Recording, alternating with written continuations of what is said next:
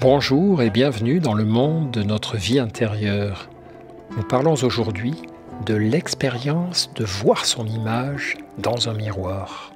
Clarissa, se dirigeant vers la table de toilette, plongea au cœur même de l'instant, le cloua sur place, l'instant de ce matin de juin sur lequel s'exerçait la pression de tous les autres matins, voyant comme pour la première fois le miroir, la table de toilette et tous les flacons, se rassemblant tout entière en un point, en se regardant dans le miroir, regardant le visage rose, délicat de Clarissa Dalloway, d'elle-même.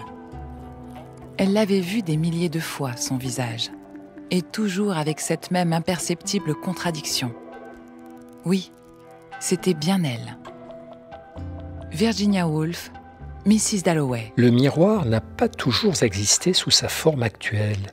Il fut longtemps un objet rudimentaire en métal poli qui n'incitait guère à la contemplation de soi. Il ne s'est popularisé dans les foyers qu'à la fin du XVIIIe siècle.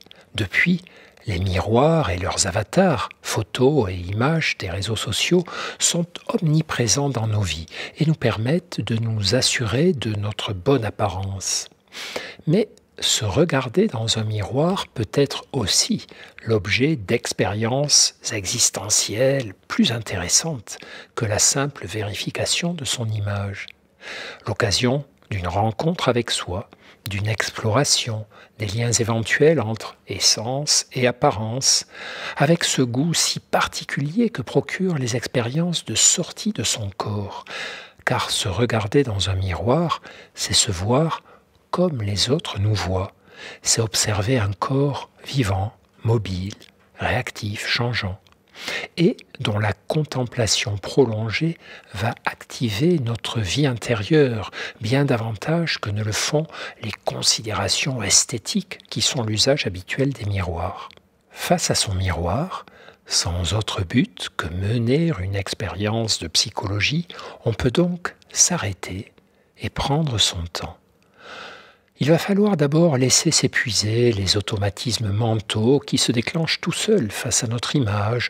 On vérifie son apparence, on se dit qu'on a pris un coup de vieux, ou au contraire qu'on est resté jeune d'allure, on fait ses petites grimaces sociales, sourire, incliner la tête, froncer les sourcils, mimer différentes émotions.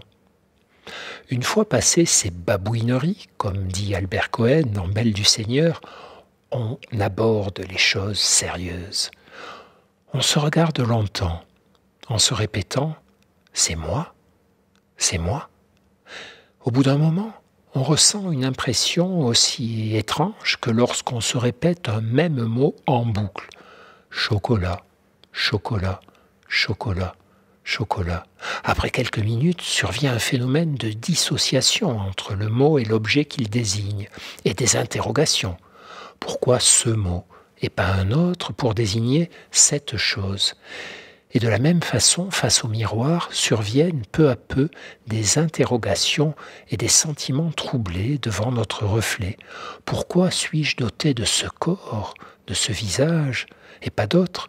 Pourquoi ces traits sont-ils associés à mon identité? Pourquoi cette partie antérieure de ma tête a-t-elle tant d'importance à mes yeux et à ceux des humains qui me croisent? Que peut-on penser de moi d'après mes traits? Mon visage reflète-t-il ce que je suis? Et puis finalement, est-ce que tout ceci est si important? Vous vous souvenez du mythe de Narcisse? Ce jeune homme était si captivé par sa beauté qu'il finit par mourir d'inanition en contemplant son reflet à la surface d'une eau limpide. Comment faire pour que notre statut d'animal social, soucieux d'être aimé et accepté par les autres, ne nous conduise pas à être un animal narcissique, pensant que c'est notre image qui compte le plus pour être aimé? Regardez un peu mieux le miroir. Autour de votre visage, il y a le commencement du reste du monde. Il est temps d'y revenir et de le parcourir. À demain. Et ne perdez jamais le lien avec vous-même.